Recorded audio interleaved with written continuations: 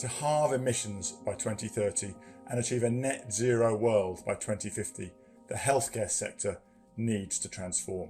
This requires all parts of the healthcare system to work together. As a sector, we're accelerating our race to zero to help build a healthier, safer, more resilient world. Because we know human health is connected to planetary health. I'm delighted to announce that the pharmaceutical and medical technology sectors have achieved a breakthrough in ambition. This means a critical set of companies across our sector are taking robust and ambitious net zero commitments and taking climate action. We are pushing the boundaries of technology to solve climate change and continue to improve the delivery of healthcare across the globe. This extends to all parts of the healthcare system, and through initiatives like the International Leadership Group, which is focused on our supply chain, we're ensuring that all parts of the healthcare system work together. But it doesn't stop here. We're only at the start of transformative change. Because to protect and improve people's health, we need to come together to protect and improve our planet's health.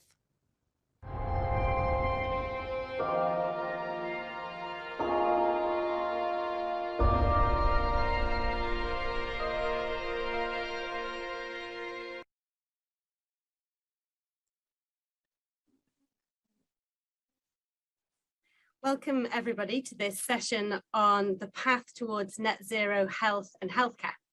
I'm Jane Burston, the Executive Director of the Clean Air Fund, which is a philanthropic fund aimed at tackling air pollution worldwide.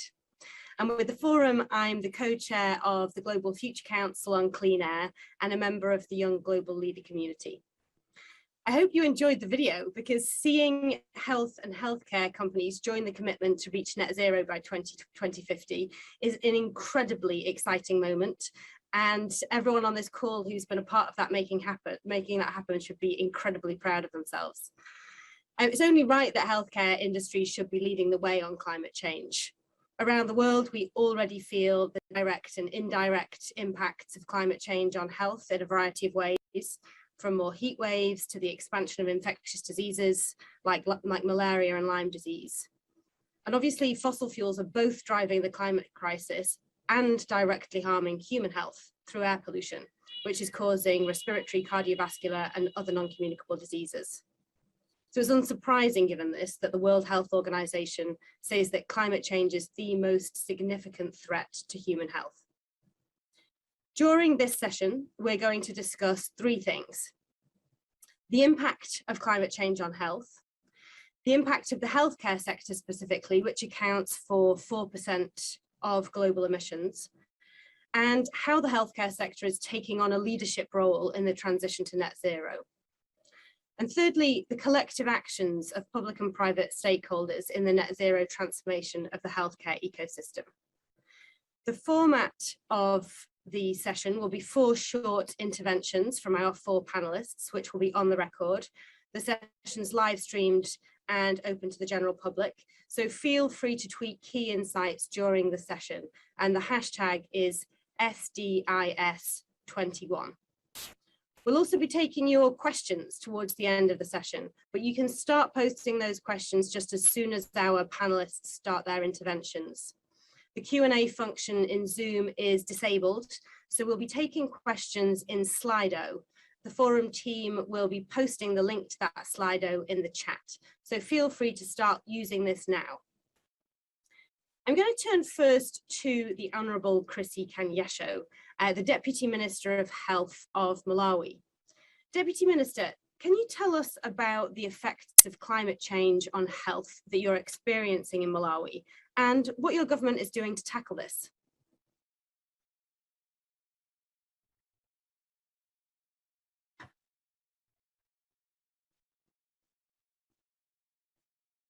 I can't hear you, Chrissy. I don't know whether others can, but you might be muted.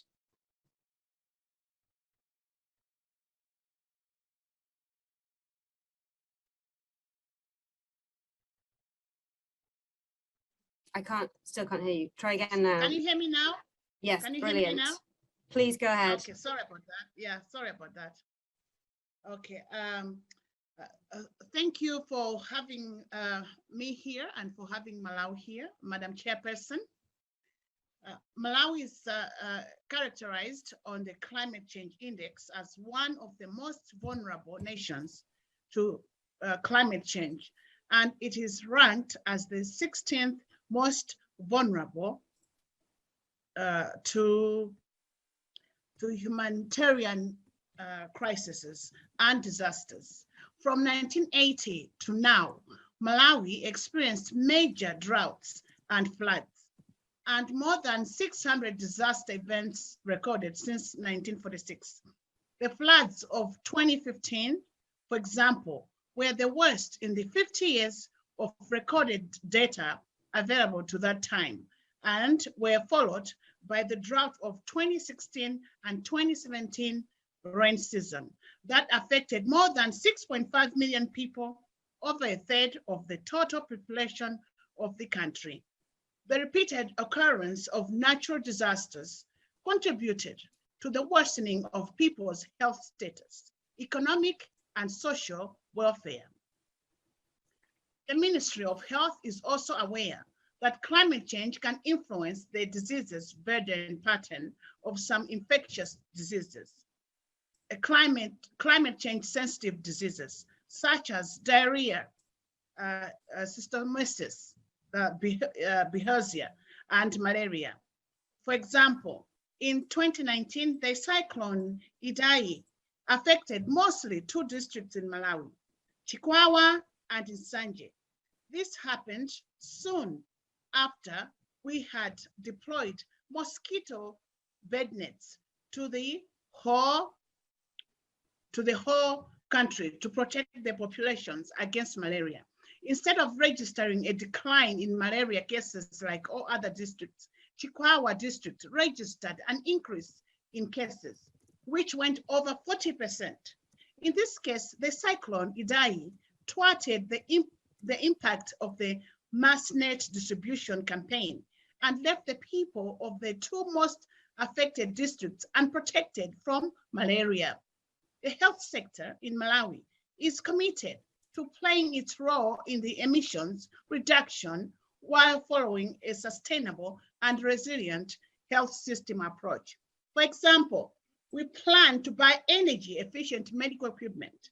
We are also installing solar electricity systems in many of our health facilities instead of installing diesel generators. This way, we will reduce the health sector's carbon footprint that's contributing to the carbon emissions targets of the Paris Agreement. It is within Malawi's high strategic interest to further engage within the dialogue of the World Economic Forum's Sustainable Development Impact. For a national communication strategy on human health and climate change, B, increased capacity building of health workers as well as community, C, establishment of a multi-sectorial health and climate change core team, just to mention a few. Lastly, Madam Chair, I want to use this opportunity to thank all partners for the support they give to our countries in mitigating the effects of climate change. Thank you. Thank you so much, Deputy Minister Kanyasha, for giving us an insight into what you're experiencing and for your leadership on this issue. I'm going to turn next to another leader in the sector, Gonzalo Munoz, who's the high-level climate action champion for the COP, and who led the Race to Zero campaign. Gonzalo, when you were bringing businesses into the COP in creating the platform that has brought about this announcement that we've heard today, what kind of a journey did you go through? Could you tell us a little bit about your journey and about how the healthcare sector has got involved? Well, thanks so much, Jane. And first, thank you all for having me today. It's a real privilege to have the opportunity to speak to all of you on such an important topic alongside these fantastic leaders. Well, as you mentioned, I have the honor of being named one of the 2 United Nations high-level climate action champions, in my case, appointed by the Chilean government for COP25, working together with my dear friend, Nigel Topping as the UK high-level climate action champion for COP26. We're both of us working together in what was supposed to be a year working together, but of course, as you might all know, the postponement of COP26 from 2020 to 2021 gave us an extra year, and that gave us an extra responsibility, mostly in a moment where the COVID pandemic has hit the world so hardly. So our role as climate champions is to move the ambition and action by what are called the non-state actors in addressing climate change. Non-state actors meaning mostly subnational governments, cities, and regional states, but also, of course, the business sector and the financial institutions. So to fulfill our mandate with Nigel, we launched the Race to Zero campaign back in June 2020. Last year, so no more than 1.5 years that we have been running this campaign. But the first commitment to a net zero world started back in exactly 2 years ago. So with the Secretary General Summit in September 2019, we started putting together all of the effort coming from public and private institutions committing to a net zero and resilient world by 2050 at the latest. So this UN-backed global campaign rallying all non-state actors from across the global economy to take very rigorous and immediate action to first have global emissions by 2030 and reach the net zero by 2050 at 2050, sorry, as soon as possible, or 2050 at the latest, right? This campaign covers a range of sectors where we aim to deliver a healthier, fairer, and more resilient and low carbon world, and have been growing incredibly during the pandemic. Today, we focus on the healthcare sector to celebrate recent achievements as well as discuss how we can collaborate across our organizations to move from ambition to action, and I would say from ambition to action to advocacy, because at the end, we have an opportunity and an urgency to also embed all of these commitments into the national policies. Planetary health and human health are, of course, inextricably linked to each other. And we know human health is impacted by all sectors of the economy. For example, the energy and transport system play a really critical role in air pollution, which the WHO estimates is accountable for an estimated of 4.2 million deaths per year. However, it is also important to remember that ironically, the healthcare sector is also a key contributor to climate change, being accountable for 4.4% of global emissions. Those emissions are all forecasted to grow, as healthcare is, of course, one of the largest and fastest growing segments of the world economy. So under a business as usual scenario, emissions would more than triple by 2050. That's responsibility that we have in our hands.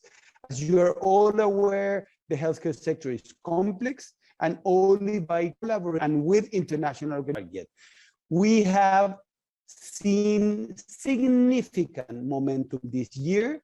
And today we're celebrating the pharmaceutical and medical technology sector reaching a breakthrough in ambition. 28% of the sector by revenue has now joined the Race to Zero and have set robust and ambitious net zero targets and taking tangible action. With this breakthrough, that 28%, we see the leaders in the sector at the forefront of sustainability, and we call on those who haven't yet joined to take action and make the same commitments. We encourage collaboration across the sector and with other sectors as well, as we can only win this race working together. So alongside our pharmaceutical and technology campaign, we have also partnered with Healthcare Without Harm on our healthcare system campaign to address healthcare providers. We are really proud to also celebrate their achievements, whereby 40 healthcare institutions representing 3,000 hospitals and health centers across 18 countries have now joined the Race to Zero.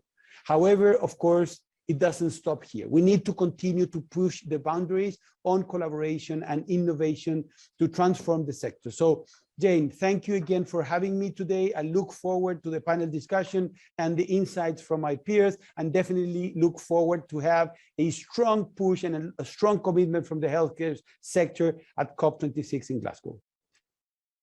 Thank you so much, Gonzalo, and huge congratulations for reaching this breakthrough moment. 28% of health and healthcare companies is a fantastic achievement. I hope that if there are companies on the call that have not signed up, that your call to action is being heard. And we're going to move now to Nick Watts, who is the Chief Sustainability Officer at the National Health Service in England, and represents the first health system to commit to a concrete net zero target. Nick, what was the background to the NHS committing to this? And can you tell us a little bit about what you're finding easy and what kinds of things you're finding more challenging? Sure. I mean, the background to this probably starts back in 1948. The NHS was founded to deliver high quality care for all now and for future generations. That's why we exist. You can't do that unless you respond to climate change. You just can't do it. Climate change threatens to is currently undermining all of the environmental, the social determinants of health that well-being depends on. We know we're part of the problem. 4-5% of national emissions, 36% of public sector energy consumption, roughly the same size as, a medium-sized country, Croatia, Denmark. And we're good healthcare professionals, right? We know that first off, our job is to primum non nocere, first do no harm. That's the background, right? This is core to everything the NHS does. What really helps is that every year when we go out and we ask our staff, hey, what do you care about? They shout back at us, overwhelming, thunderous. 9 out of 10 staff across the NHS want to see us tackle climate change more and more, further and faster. And so that's one of the things we find easy. We're the 5th largest workforce in the entire world, 1.3 million staff, and never once, ever once, do I get asked, are you sure? Should we really? Is this really our core business? Always. Everyone is always saying, can we go further? Can we go faster? Come on, let's go. The world is on fire. The hard part is that it hasn't been done before, right? Healthcare professionals, look, we're getting there, but we are traditionally conservative, traditionally a little slow to some of these fights, and we have been slow to this fight. We're really picking up pace. But it means that no one has ever developed a net zero healthcare system before. And so we're going to have to figure that out as we go because we don't have time to develop the plan the whole way. And so that looks like new net zero hospital standards and early investment, £250 million in 2021-22 into net zero healthcare in the United Kingdom. It looks like the world's first zero emission ambulance. It looks like new qualifying criteria within the decade. We mean this and we're very, very serious. Within the decade, the NHS will no longer purchase from any supplier that does not meet or exceed our ambitions. All those sorts of things, right? Trying to figure that out as you go, that's tough. But what makes it really hard is that there are 1.3 million healthcare professionals shouting at us to go further and to go faster, keeping up with the pace of change, right? The fact that this is not just positive and possible, but it is inevitable. Really hard, really exciting. Thanks, Nick. I mean, that is really super exciting. And I was going to ask you a quick follow-up question about those staff that are asking you to go further, faster. One of the things that I've seen in the air quality field, for example, is that it's doctors, it's nurses, it's pediatricians on the front line saying, this is affecting our health. We can tackle both climate change and health at the same time. To what degree are those teams also thinking, and to what degree are you also thinking about how to integrate climate work into their practice and how they talk about air pollution, for example, with their patients? Yeah, so we're good health professionals, right? Nothing the NHS is ever going to do as it responds to climate change is going to compromise patient care. Quite the opposite, it's going to improve patient care because we know that all of what we want to do, it cleans up the air, it makes our cities more livable, encourages physical activity, it makes diets healthier. If you're a good health professional, you're going to build that into your clinical practice, whether you're thinking about providing remote care closer to home, increasing access for people that traditionally find it difficult to find access to a doctor or a nurse, whether you're thinking about the government's national overprescribing review out today, reckons it can cut unnecessary medications by 10%. It's good for patients. It also helps us tackle the 25% of the NHS's emissions that come from pharmaceuticals, helps us reduce our emissions by around 15% in that branch, right? yeah, it builds into every part of clinical practice. That is the really exciting thing about doing this with 1.3 million health professionals across the country, is every single person has one thing, two things, three things that they personally can access. And that's kind of what gives us the belief that we can get there in the end. Fantastic. Thank you so much. Moving now to Christoph Weber, the President and Chief Executive Officer of Takeda Pharmaceuticals. Christoph, you're one of the companies leading the charge on this race to net zero. And I wondered if you could talk us through all of the ways in which the private sector is stepping in here, and what advice you would give to other private companies thinking about following suit. Thank you, Jane. Hi, everyone. Well, you know, Takeda is an R&D driven science-based company, so the connection between health and climate change is very established and demonstrated. The connection between human activity and climate change is also demonstrated. So in our case, we cannot think to be a health-centric company without tackling the climate change. And we capture that in our mission. Our mission is simple: better health for patients, brighter future for the world. And so that has triggered a very huge energy within the company to move faster and to contribute to the fight against climate change. It's not something we do on site. It's really now part of our business and how we think about our activities. And like in NHS, the energy is very high. I mean, all our employees are extremely committed, and it's very motivating for all our stakeholders, our employees and others, to be part of this journey. And you see an acceleration. When you do that, you see a clear acceleration of what you can do. For example, we achieved carbon neutrality back in 2020, and we were the first large pharmaceutical company to achieve carbon neutrality. And frankly, I was surprised myself by the speed of being able to do that. And we have now a very clear carbon emission target, but not only, we are looking at water consumption, waste management, and other areas where we can contribute to making the planet a more livable planet. Thanks, Christoph. And did I hear you right that you have already achieved carbon neutrality, or that's your target?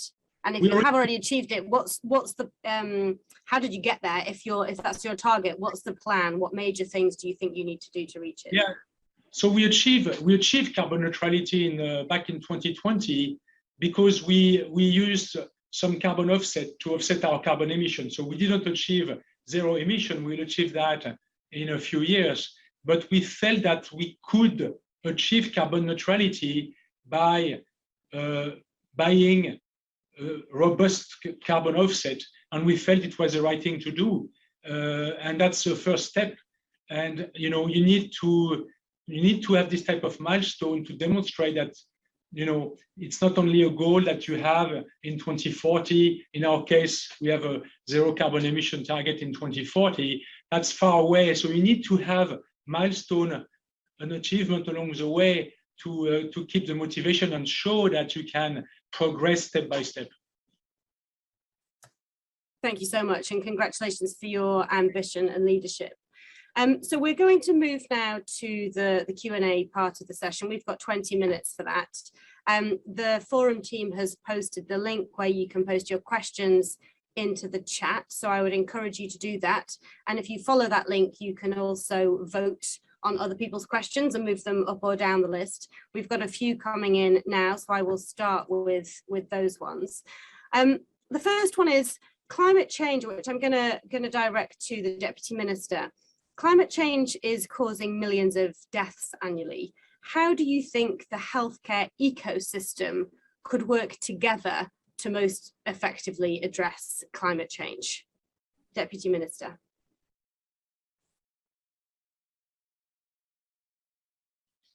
And please do unmute.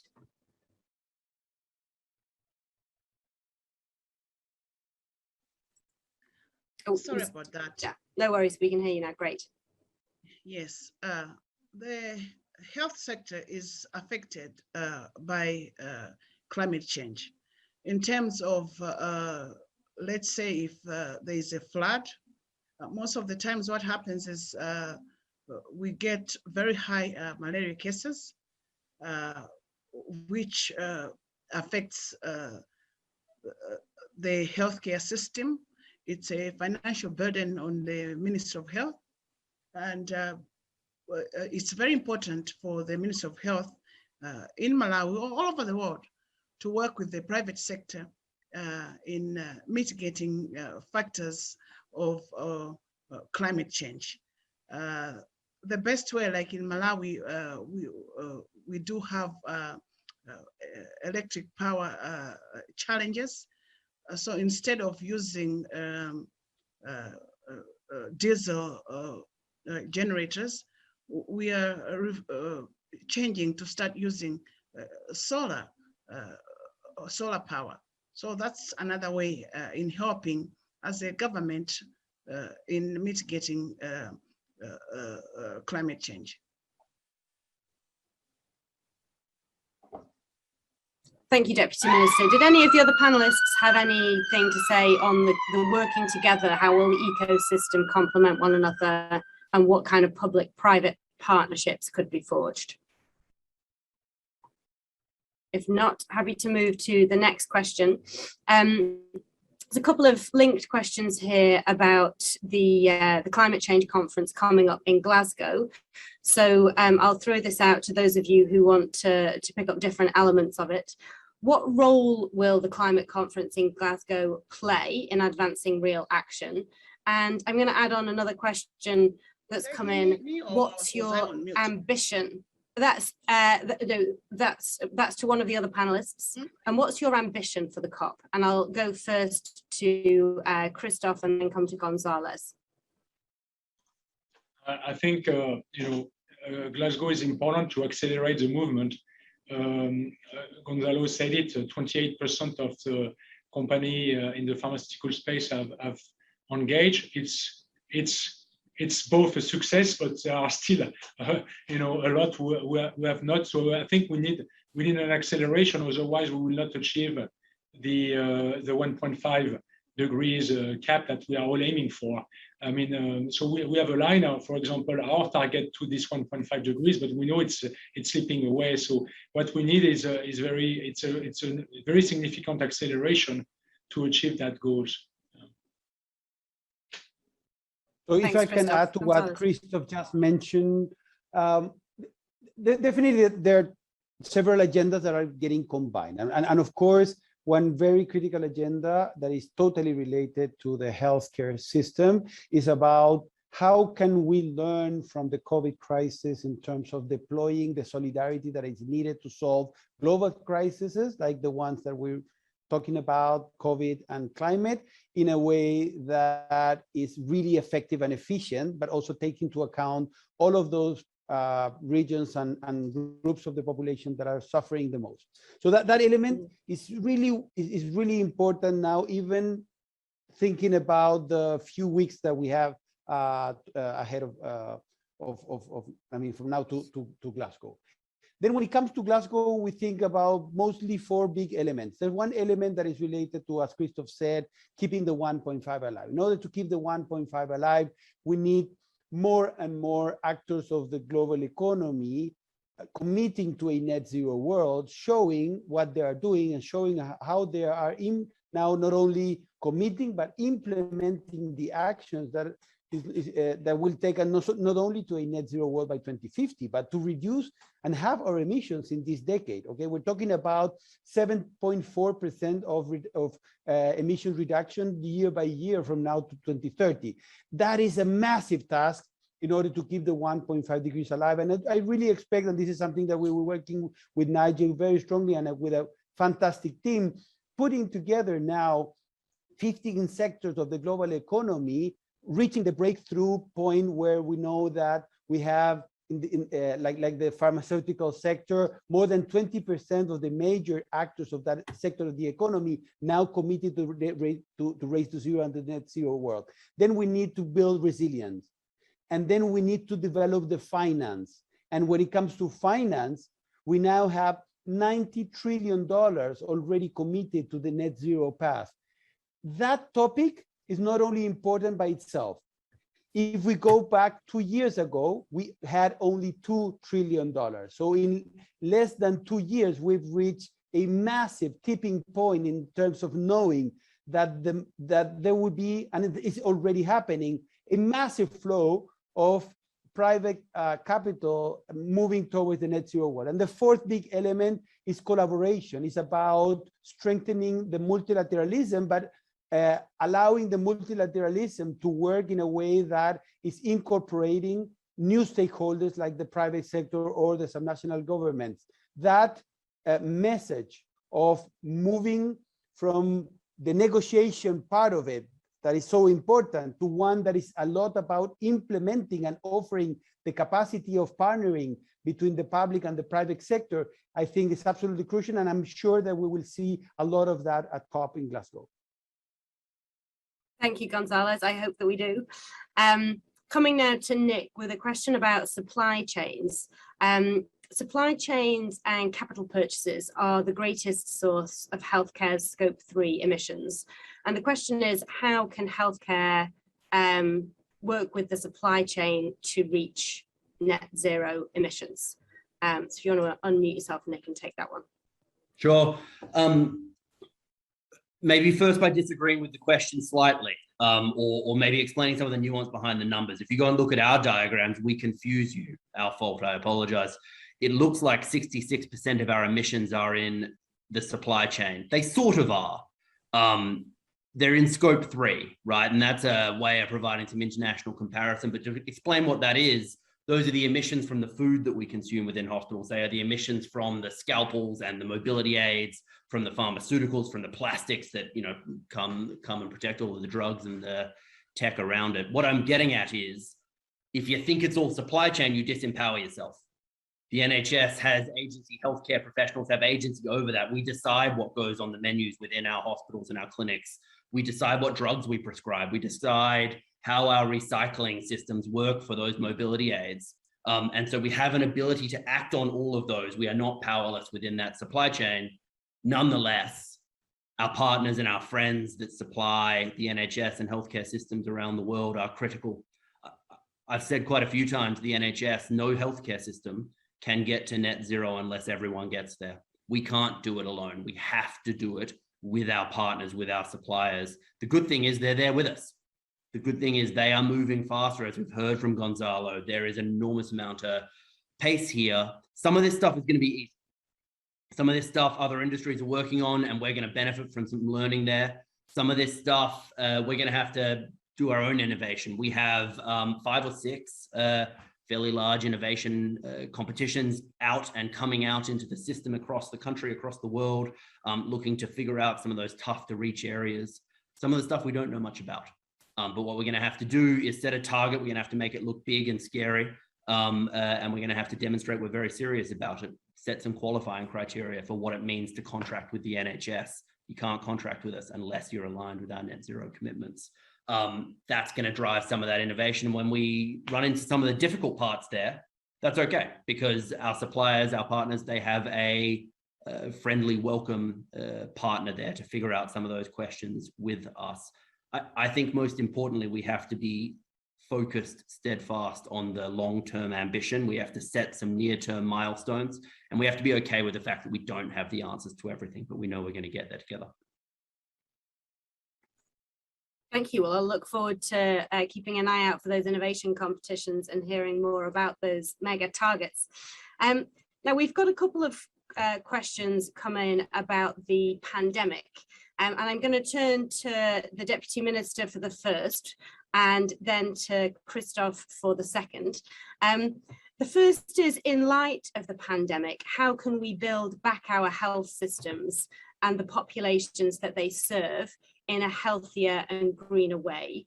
And for Christophe, a question about whether and how the pandemic has affected your sustainability plans. So coming first, though, to the Deputy Minister.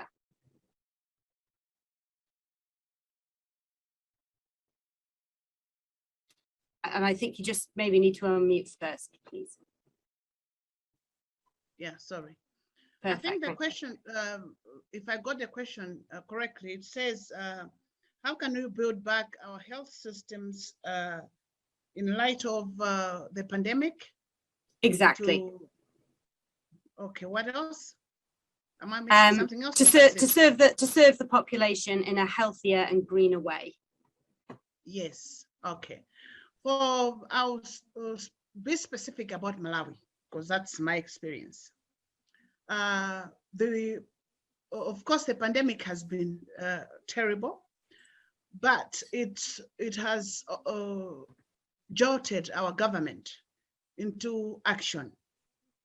For example, now our doctors and nurses or the health workers, they were very low in numbers.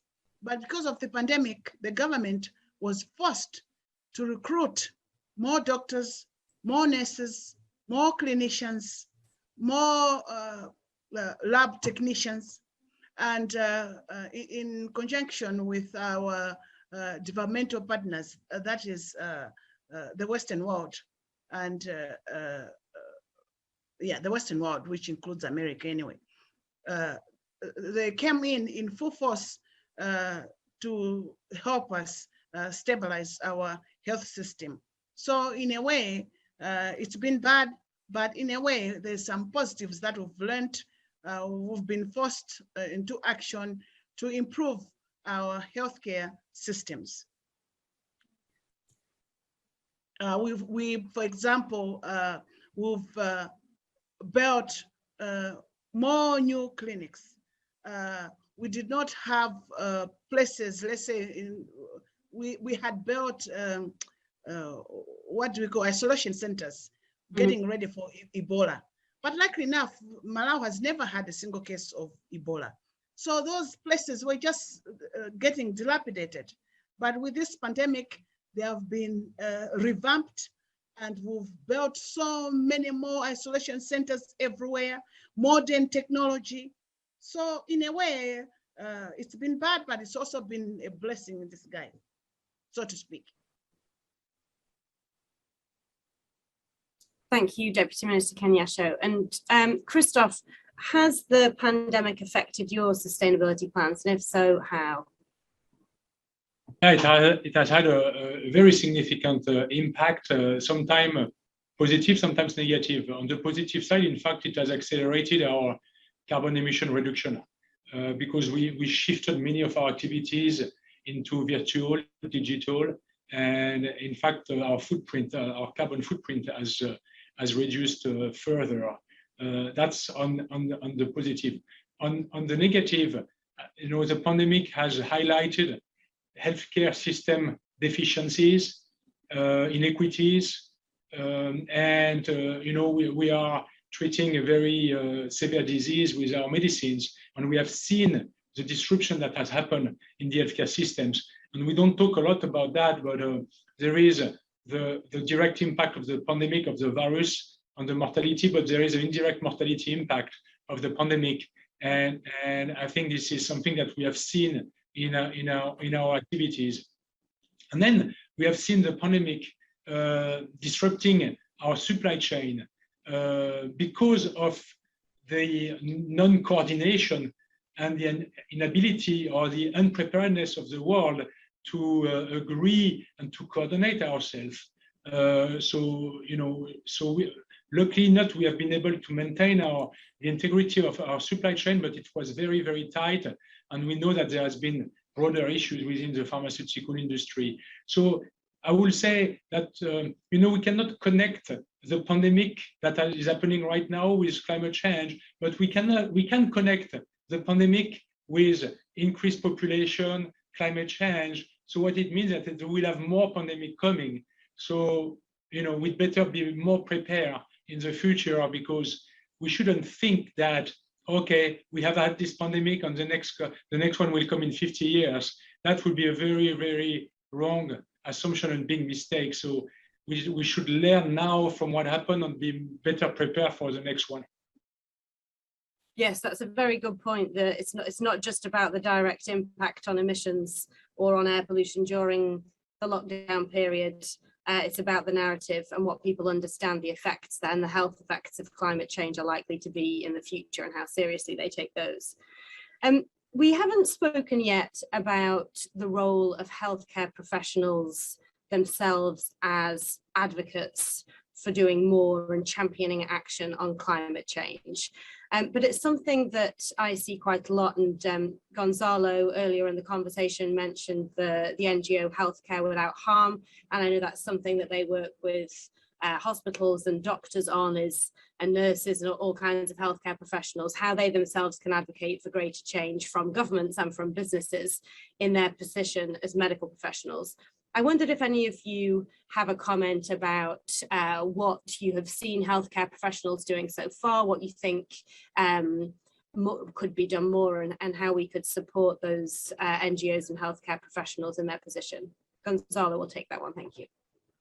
Sure, yeah, thank you, Jane, because it's so much related to a cultural shift, right? And we're seeing that paradigm shifts in all of the sectors of the economy, and some of them with a very concrete capacity and influence on changing the global narrative and changing the way we behave. In that sense, part of what we're doing in Race to Zero is working with educational institutions all around the world. We have now more than 660 universities that have committed to Race to Zero, and in that case, it's not only about their operation, it's not only about whether they buy the electricity coming from renewable, or they set bike lanes and prepare the campus for being greener. Is so much about the curriculum. And in that sense, we're seeing the importance of not only embedding this topic into the curricula and therefore training the professional in the healthcare system in a way that they can understand the capacity of influencing, but also connecting that to a topic that is also extremely important, is the use of talent. We're now noticing that many of the leader institutions in every sector of the economy are changing due to their need of connecting to the talent in a way that is connecting these values and this agenda everywhere in the organization. So we see that happening, and definitely there is a change coming from universities all around the world in terms of connecting climate everywhere on how people are getting trained. Thank you so much. Yeah, I think those points about curriculum development are very well taken. It's a hard thing to do and very long-term effects, but absolutely essential for this change. So I'm afraid to report that we've come to the end of our session. That was incredibly stimulating, and I'm so excited to see all of the work that's being done in the healthcare sector on this topic. If you're in the audience from a healthcare company, do consider joining the Race to Zero. The forum team are going to paste a link in the chat to the website that you can go and find out more about what the commitments entail and get in touch with the team. There's also at the World Economic Forum a CEO Climate Leaders group, which you can join, and I think the forum team will post a link to that in the chat as well. And if you're specifically interested in air quality, the forum has brewing on that as well. So please do take action on the back of this call, reach out to any of the panelists if you have further questions. And I'd just like to say a huge thank you to all of the panelists for your leadership in this area and for sharing your insights with us today. Thank you for your time. Thank you.